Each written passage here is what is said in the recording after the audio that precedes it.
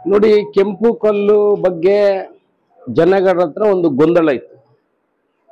ಅದಕ್ಕೆ ಸರ್ಕಾರ ಮಟ್ಟದಲ್ಲಿ ಚರ್ಚೆ ಮಾಡಿ ಅವರು ಕೆಂಪು ಕಲ್ಲಿನ ಯಾರ್ಯಾರ ತೆಗಿತಾರೆ ಅವರೆಲ್ಲ ಯೂನಿಯನ್ನ ಸದಸ್ಯರನ್ನು ಸೇರಿಸಿ ಮೀಟಿಂಗ್ ಮಾಡಿ ಅವರೊಂದು 3 ಬೇಡಿಕೆಗಳನ್ನು ಕೊಟ್ಟಿದ್ರು.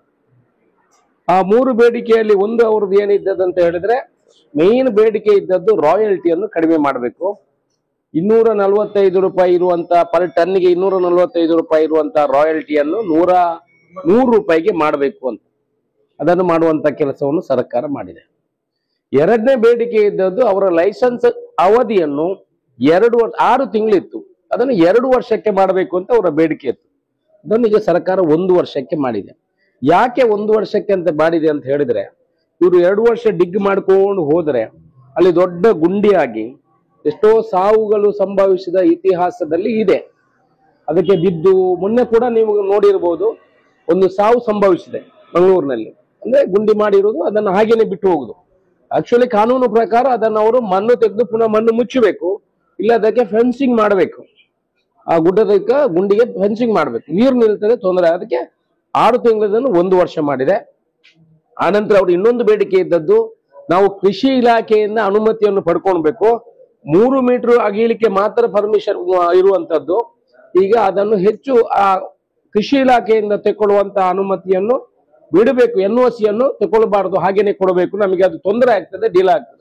ಅದನ್ನು ಕೂಡ ಈ ರೀತಿ ಈ ಷರತ್ತಿನಲ್ಲಿ ಸರ್ಕಾರ ಹಾಕಲಿಲ್ಲ. ಅವರ 3 ಬೇಡಿಕೆಗಳನ್ನು ಕೂಡ ಸರ್ಕಾರ ಮಾಡುವಂತದ್ದು ಕೆಲಸ ಆಗಿದೆ. ಈಗ ಹೆಚ್ಚು ದರದಲ್ಲಿ ಮಾಡ್ತಾರೆ. ಇನ್ನು ಯಾರು ಕೂಡ ಲೈಸೆನ್ಸ್ ಅನ್ನು ಪಡ್ಕೊಂಡು ಕೆಂಪು ಕಲ್ಲಿನ ವ್ಯವಹಾರವನ್ನು ಮಾಡಬಹುದು. ನೋಟಿಫಿಕೇಶನ್ ನಿನ್ನೆ ಮೊನ್ನೆ ಆಗಿದ್ದು, ಒಂದು 2-3 ದಿವಸದಲ್ಲಿ ಬರ್ತದೆ. ಕ್ಯಾಬಿನೆಟ್ ಆಗಿ ನೋಟಿಫಿಕೇಶನ್ ಆಗಿ ಎಲ್ಲ ಬಂದಿದೆ. 2-3 ದಿವಸದಲ್ಲಿ ಇನ್ನು ಮುಂದೆ ಮಾಡುವಂತ ಲೈಸೆನ್ಸ್ಗೆ ಇದೇ ಅನ್ವಯ ಆಗ್ತದೆ.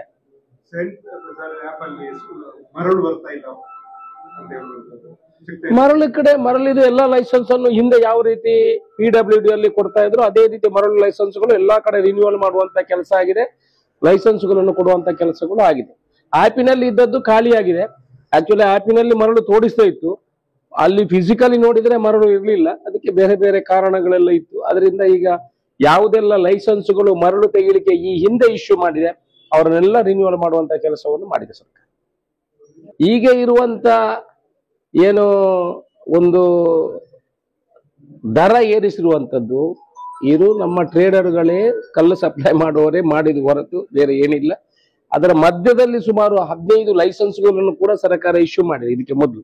ಈಗ ನೆಕ್ಸ್ಟ್ 1 ವಾರದ ನಂತರ ಇದರ ಪ್ರಕಾರ ಎಲ್ಲಾ ಲೈಸೆನ್ಸ್ಗಳು ಅನ್ವಯ ಆಗಿ ಇದನ್ನು ಮಾಡುವಂತ ಕೆಲಸವನ್ನು ಮಾಡ್ತೇವೆ. ಹಿಂದೆ ಇದ್ದಂತ ಅಲ್ಲಿ ಆಗದಿದ್ರೆ ಅದರ ರಾಯಲ್ಟಿಯನ್ನು ಹಾಕಬಾರ್ದು ಅಂತ ಅದನ್ನು ಕೂಡ ಸರ್ಕಾರ ಕನ್ಸಿಡರ್ ಮಾಡಿ. 60 ರೂಪಾಯಿ ಇದೆ, 45 ಅಲ್ಲ, 60 ರೂಪಾಯಿಗೆ. ನಾನು ಕೂಡ ಬಿಲ್ಡರ್, ನನಗೆ 60 ರೂಪಾಯಿಗೆ ನಾನು ತಗೊಂಡಿರುವಂತದ್ದು.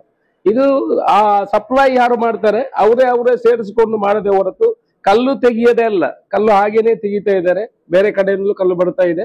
ಇಲ್ಲಿ ಯಾರು ಕೂಡ ಲೈಸೆನ್ಸ್ದಾರರು ಇಲ್ಲ, ಎಲ್ಲ ಬೇರೆ ಕಡೆಯಿಂದ ತರ್ತಾ ಇದ್ರು. ಈಗ ಬೇರೆ ಕಡೆಯಿಂದ ತಂದು ಸಪ್ಲೈ ಹೆಚ್ಚು ದರಕ್ಕೆ ಸಪ್ಲೈ ಮಾಡ್ತಾರೆ. ಇನ್ನು ಯಾರೆಲ್ಲ ಇಲ್ಲಿ ಲೈಸೆನ್ಸ್ ಪಡ್ಕೊಳ್ಳಿಕ್ಕೆ ಅವರಿಗೆ ಇಚ್ಛೆ ಇದೆ, ಅವ್ರು ಲೈಸೆನ್ಸ್ ಪಡ್ಕೊಂಡು ಸರಬರಾಜು ಮಾಡಬಹುದು.